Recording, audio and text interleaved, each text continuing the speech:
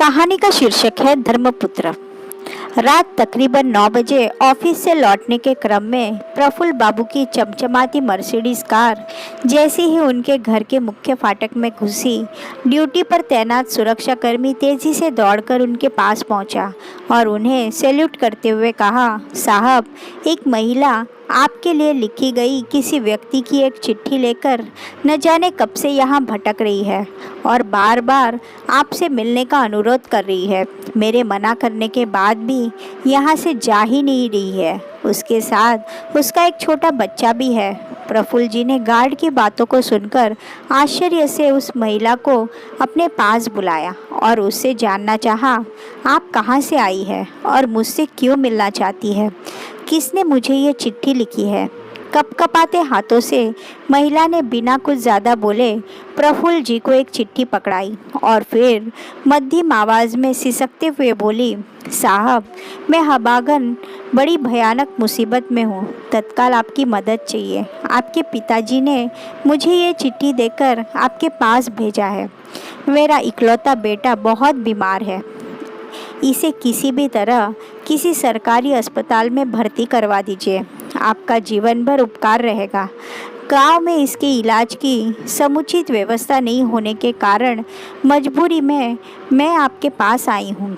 चिट्ठी देते हुए महिला प्रफुल्ल जी के सामने अपने दोनों हाथ जोड़कर खड़ी हो गई।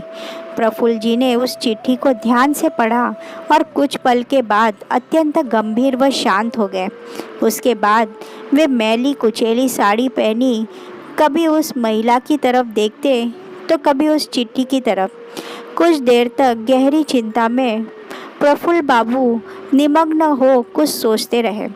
दरअसल उस चिट्ठी के साथ साथ वह महिला अपने गंभीर रूप से बीमार बच्चे को लेकर उनके पास इलाज हेतु मदद के लिए अपने गांव से शहर पहुंची थी।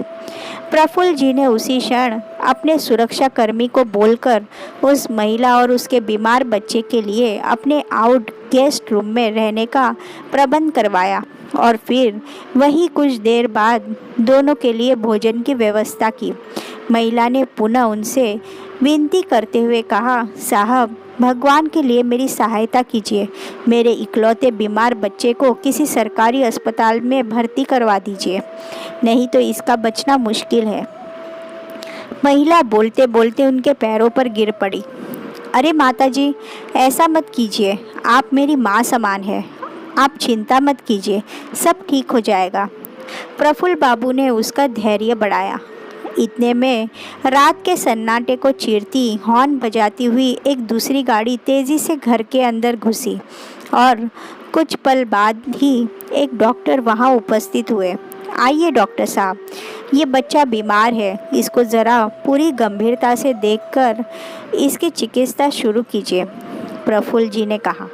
डॉक्टर बाबू ने बिना कोई समय गंवाए लगभग 20 मिनट तक उस बच्चे को गहन निरीक्षण किया और फिर कुछ जांच करवाने के साथ साथ कुछ दवाइयाँ की पर्ची भी वहां खड़े प्रफुल्ल बाबू के हाथों में पकड़ा दी। ये कुछ दवाइयाँ और इंजेक्शन मेडिकल स्टोर से तत्काल मंगा लीजिए। मरीज को अभी देने हैं और मैं अपने साथ जांच के लिए इस बच्चे का रक्त नमूना लेकर जा रहा हूँ। जांच की रिपोर्ट लेकर कल फिर आऊँगा, डॉक्टर ने प्रफुल्ल बाबू से कहा और फिर वहाँ से निकल गए।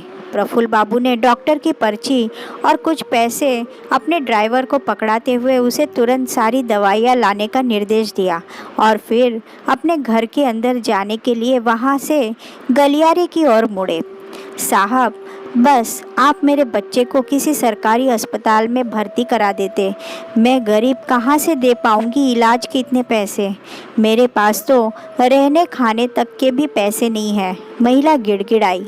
माताजी, आप निश्चिंत रहें और जाकर आराम करें। रात बहुत हो चुकी है।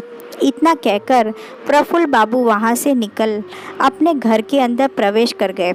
सुबह डॉक्टर बाबू बच्चे की तमाम रिपोर्ट के साथ फिर आ गए और उसे 1-2 इंजेक्शन तथा कुछ दवाइयाँ दी।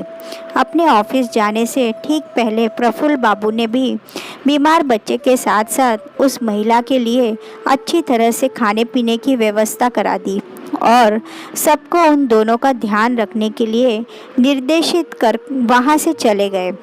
डॉक्टर बाबू अब नियमित रूप से आकर उस बीमार बच्चे की जांच करते और साथ ही सही ढंग से उसकी चिकित्सा भी। लगभग 1 महीने के बाद जब बच्चा पूरी तरह से स्वस्थ हो गया तो महिला प्रफुल्ल बाबू के सामने जाकर बोली, साहब, मेरा बच्चा बिल्कुल ठीक हो चुका है। हम अब वापस अपने गांव जाना चाहते हैं।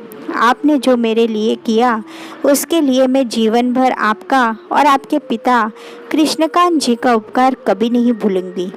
जब महिला अपने बच्चे के साथ वहां से विदा होने लगी तो प्रफुल्ल बाबू ने कुछ रुपयों के साथ दोनों को नए कपड़े और 2 जोड़ी नए चप्पल उपहार स्वरूप दी और साथ ही उसे एक चिट्ठी भी देते हुए कहा कि इसे उन पिताजी को दे दीजिएगा जिन्होंने आपको यहाँ भेजा था। महिला हाथ जोड़कर कृतज्ञता का भाव प्रकट करते हुए उन्हें लगातार अनगिनत आशीर्वाद देती वहाँ से चल पड़ी। ठीक दूसरे ही दिन अपने गांव पहुंच कृष्णकांत जी को वह चिट्ठी देते हुए महिला उनसे प्रफुल्ल जी की बहुत तारीफ करने लगी। बाबा, आपका बेटा तो देवता है देवता, कितना ख्याल रखा हमारा। ऐसा बेटा किस्मत वाले को ही नसीब होता है। ऊपर वाला उन्हें और उनके समूचे परिवार को हमेशा सुखी रखे। कृष्णकांत जी उस चिट्ठी को पढ़कर ठगे से रह गए। उसमें लिखा था, परम आदरणीय बाबूजी, मैं आपको नहीं जानता और ना ही कभी आपसे मिला हूँ, लेकिन अब आपका बेटा इस पते पर नहीं रहता। कुछ महीने पहले ही उसने ये मकान बेच दिया है। अब मैं यहाँ रहने लगा हूँ, पर मुझे भी आप अपना बेटा ही समझिए। बचपन से ही मुझे अपने पिता का सुख नहीं मिला। माँ ने ही पाल पोस कर बड़ा किया है। मैंने जब आपका पत्र पढ़ा तो मुझे ऐसा लगा कि जैसे मेरे सगे पिता ने मुझे कुछ करने के लिए आदेश दिया है। आप कृपया इन माताजी से कुछ मत कहिएगा। आपकी वजह से ही मुझे इन माताजी के द्वारा जितना आशीर्वाद और जितनी शुभकामनाएं मिली है, उस उपकार के लिए मैं आपका आभारी और ऋणी रहूँगा। सादर प्रणाम, आपका धर्मपुत्र प्रफुल्ल शर्मा। कुछ बेहद खामोश लम्हों के बाद कृष्णकांत जी का सिर कुछ सोचकर खुद ब खुद उस अनजान सज्जन व्यक्ति के सम्मान में झुक गया और उनकी आंखें तो नम थी ही। उनके पुत्र ने चुपके से मकान बेचकर जिन परेशानियों से बचना चाहा था, उन्हीं परेशानियों को एक अनजान पवित्र आत्मा ने अपने लिए वरदान समझ अपनाया और उनका सम्मान सुरक्षित रखा। धन्य है उसका संस्कार।